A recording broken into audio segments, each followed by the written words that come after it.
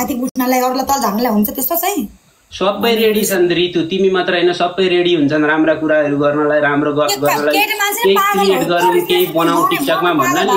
सबैजना रेडी हुन्छन् तर छाडा कुराहरु बोल्नलाई बाज्नलाई कोही पनि छोरी मान्छेहरु रेडी हुँदैनन् राम्रो कुराहरु गर्नलाई सबैको लागि नि ओले किङसँग मैले मुख छाडेको कि नै ल भन्नुस् त अब छोड न तिम्रो व्यक्तिगत कुरा हो नि कोसँग छोड्छु कोसँग लापा लिन्छु त्यो त तिम्रो कुरा तिम्रो व्यक्तिगत कुरा हो जे मन लाग्छ त्यही गर न कोसँग लापा गर्न मन लाग्छ सिंहौरी गर्न मन लाग्छ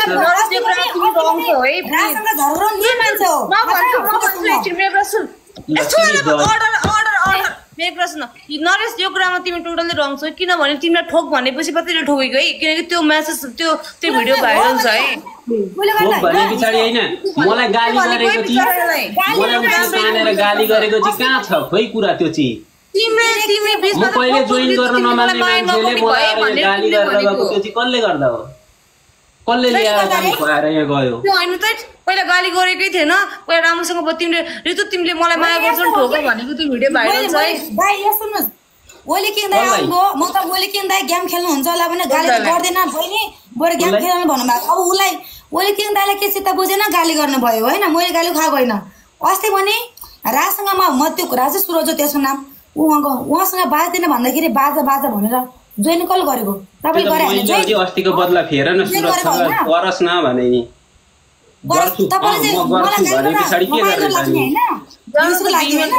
मलाई किन यहाँ मेरो कन्डो हेर्न आएको जस्तो मेरो यहाँ मल नठाउनुलाई सला तर राम्रो मान्छे हो अरूको लागि कस्तो मलाई थाहा भएन अरू दाइ चाहिँ मेरो लागि बेस्ट हो हिरो अहिले सिलु दिदी मसँग बोल्नु पनि बोल्नु न है उहाँ चाहिँ दिदी क्या दिदीले भनेको म नै पागल थिएँ पहिला उसको म नै पागल थिएँ त्यत्रो मिडिया अगाडि आमा मिडिया अगाडि त्यत्रो सामाजिक पब्लिक अगाडि भन्ने मिडिया अगाडि नै भनेको मैले चाहिँ अनि के हो त त्यो अब ठिकै छ त माया गर्छौ भन्छौ भने त्यसमा नराम्रो के छ त माया गर्ने मान्छेको बारेमा भन्नु तारिफ गर्नु राम्रो कुरा हो नि माया गर्ने मान्छेको बारेमा राम्रो तारिफ गर्ने शब्दहरू गर्ने त्यो त आफ्नो राम्रो गुड क्वालिटीहरू हो नि छोरी मान्छेमा हुनुपर्ने राम्रो क्वालिटीमा गनिन्छ दुनियासँग मस्केर बोलिरहेको छ मेरो स्वभावै हो नि तिमीले त यहाँ यो टिकटकमा मात्र देख्दैछौ म यहाँ रियल लाइफमै मस्किन्छु अनि कस्तो कुरा गर्छु किन लिएर आउनु मलाई गाली दाइलाई जोइन गर्नु त खै दाइलाई जोइन गर्नु त खै जोइन गर्नु सुर दाइलाई तिमीसँग छैन ठिकै छ त यसो कुराहरू हाउ म सिरियसै भन्न झाउले उडाउने न तपाईले के सोच्नुहुन्छ यो के कोही केटा पाउँदैन मेरो पछि लाग्छ जस्तो लाग्छ होला हैन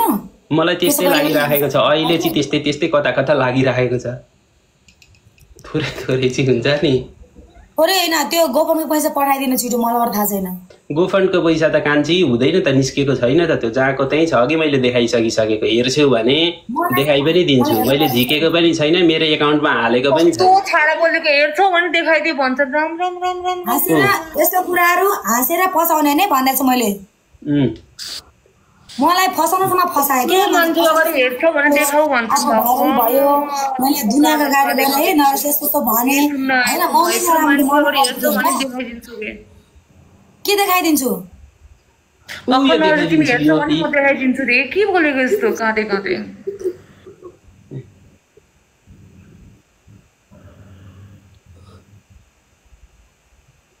किन पर्नु नदेखा हुन्छ त्यो देखाउनु हुँदैन त्यो देखाएर अब सबै साबित्र पढि नदेखा हुन्छ त्यो हटाउनु नदेखाउनु त्यो अब यो चाहिँ मैले झिकिन भने रिफन्ड हुन्छ सबैजनालाई जसको छ उहाँहरूलाई म मेसेज गरिदिन्छु हैन तपाईँ पर्सनल त्यो रितुलाई पैसा जस्तो आएको थियो त्यस्तै दिन चाहनुहुन्छ भने उसको एकाउन्टमा सारिदिनु भनेर सबैजनालाई मेसेज गर्छु मसँग सबैको टिकटक आइडी छ उहाँहरूलाई नि म मेसेज गरिदिन्छु किनकि मैले जे कुराको लागि उठाएको थिएँ त्यो कुरै भएन त तिमीले लिएको हो नि त तिमीले जिम्मेवारी पुरा गर्दियौ त्यही त म मेरो जिम्मेवारी त म पुरा गर्छु नि भएन त यसमा दिउ दिदी यसमा अस्ति ओली दाइले भन्नुभएको दादाले भन्नुभएको के अस्ति ओली दाइले भन्दाखेरि ओली होइन फिर्मेन दाइको कुरा भन्दाखेरि फिर्मेन दाइको कुरै सुनेन भनेको मान्छेले थाहा छ कसले मैले कसको कुरा किन सुन्ने फिटमेन दाइको चाहिँ किन सुनेर मैले ओ माय गॉड म जस्तो मान्छेहरु नि त म कसैको त सुन्दिनँ तालपल्ट कहिलेकाहीँ मेरै त कुरा सुन्दिनँ म के भएको भनेर भन्नुस् त मलिक म जस्तो मान्छे म चाहिँ के भएको यार ल भन्नुस् त आम्मा कसम भने म नै कसम भने आफूलाई धेरै मलाई नि घिन लाग्छ कि आज बोल साच्चै भने के यार ल भन्नुस् त आफूलाई देखेर घिन लाग्छ अलिकति सौचाइमा ध्यान दिएन अलिकति घिन लाग्दैन एलर्जी पनि आउँदैन पर्समा होइन कि यस्तो कुरामा क्या म अलरेडी म सफा छु म कहिले फोरी बस्दिनँ होइन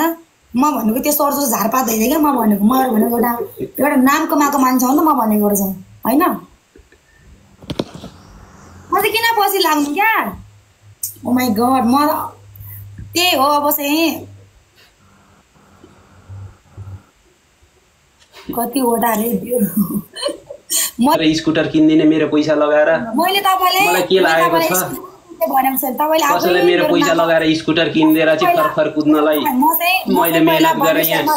5 ठाउँ हात हस्पिटल गएर आएको अझै निको भएको छैन यहाँ यतापट्टि कुम खुट्टा सड्केर म बानेश्वरमा डान्स क्लास सिक्थेँ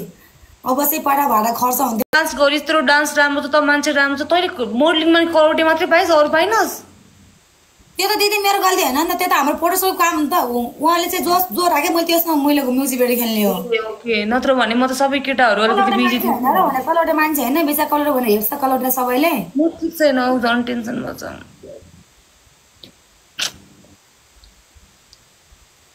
हेर्नु त कलौटे कत्रो प्रगति गरेर आएको छ अहिले कलौटे त्यही कलौटे भन्ने मान्छे हेर्छन् सारा दुनियाँ हेर्छन् कहिले पनि मान्छेले हेर्नु हुँदैन सबैको पालो आउँछ सबैको दिन आउँछ क्या कसरी दिन आउँछ भएको छोरा गयो बिचरा दैट वेलकम ब्याक दैट अब भएको छोरा उहिले गर्दा गएको हो र सबै सोशल मिडिया युज पैसा कमाए भ्युज कमाए वास्ता गरेनन् बिरामी भएको बेला त्यस्तो बिरामी भयो बिचारा होइन कसले दाइले त गर्दछन् गरेको न छोराको लागि कति गरेको कुरा होइन अर्कै कुरा हो बिचारा दाइले त गरेको हो न छोराको लागि त छोरा पो पाल्छ गरेको होइन जुन जनताले गर्नुभयो मलाई लाग्छ मेरो विचारमा आफ्नो विचार आफ्नो सन्तानको माया हुँदैन यार दिदी ल भन्नुहोस् त हुन्छ सबैलाई हुन्छ मेरो आज देब्रो आँखा र दाहिने आँखा फुरफुराइराखेको छ के हुन्छ बिउ म त साँझ एउटा हप्सिन लिएर काँडे भक्कु काँडे हान्दैन सुत्दैन खाली काँडे मात्र ध्यान छ उसको चाहिँ जसलाई जेको खाँचो हुन्छ संसारमा त्यसकै खोजी गर्छ भन्छ हो कि क्या हो खाली शब्दै नि आउँछ हो म गाइने विशेषज्ञ डाक्टर हो नि त्यही भएर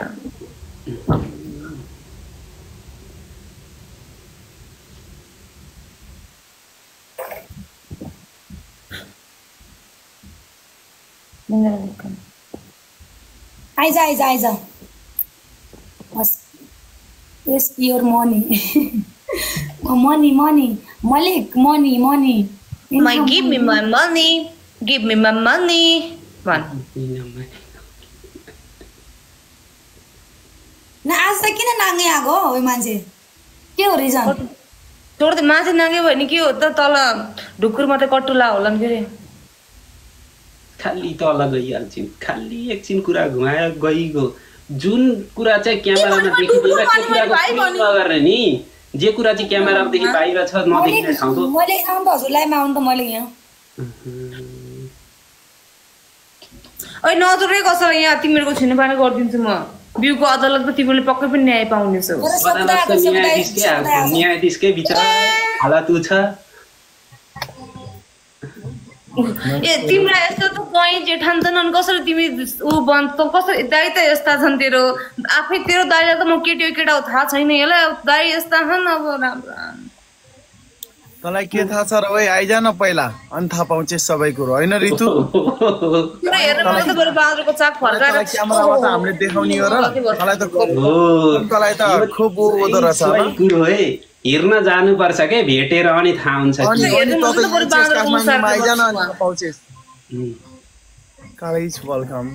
यसका साथीहरू कोही कस्तो तैँले कुन एङ्गल दाइ भन्छ दिदी भन् दिदीलाई